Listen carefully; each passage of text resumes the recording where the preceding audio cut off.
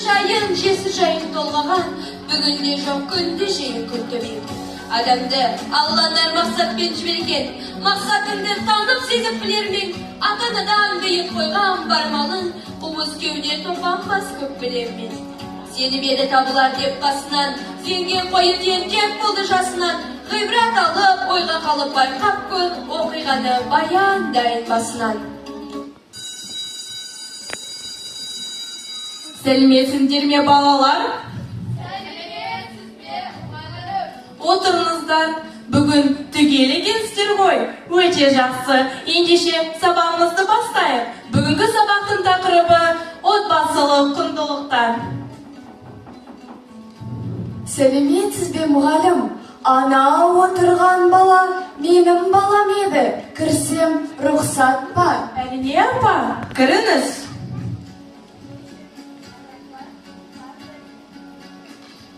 Баласының кетіп бабағы, анасына айман көзден қарады. Ата буып сал есікті сарды. Жоқ кетіп Анашым, сіз неге келдіңіз? Балам-ау, сен таңертең ерте кеттің ғой. Мінеки, мына бәлішті ала ғой, жеп аларсың.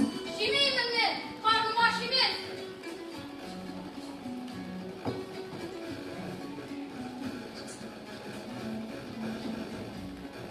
Балам, жүр, шай ішейік.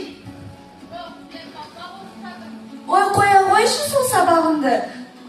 Одан да екеуміз барып, шай ішіп келейік.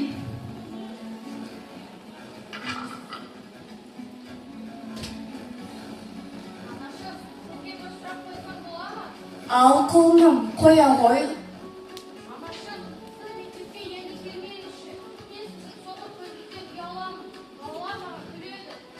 Жарайды құлыным, айтқаным болсын. Енді мектебіне бармаймын. Шырағым, көзіме не болған балам қайда тұрсын. Жыладана, егіледі егілді. Үйренген қой келген мұңға көнеді. Шын жыладан соқыр көзден жас шықты, көкірегінде бар құпия көңілі. Тезірек ер жетсем ғой. Оқу бітіріп, Алматыға кетіп, соқыр амалдан құтылатын. Арада бір шама жылдар өткен. Балам, тоқтай тұр. Мына бәлішті ала ғой, жолда жеп аларсың. Жемеймін мен. Мені көлікті тұр. Асығыспын. Жарайды құлыным, жолың болсын.